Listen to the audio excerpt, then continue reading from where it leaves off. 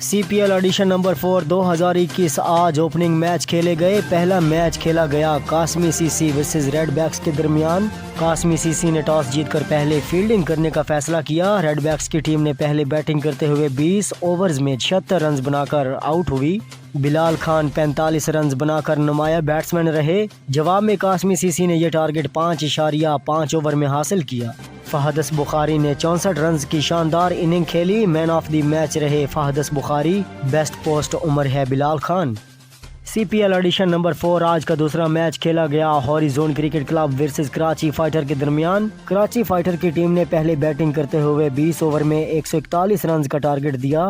جواب میں ہاریزون cricket club نے یہ ٹارگٹ 18 اوور میں 3 وکٹوں کے نقصان پر حاصل کیا۔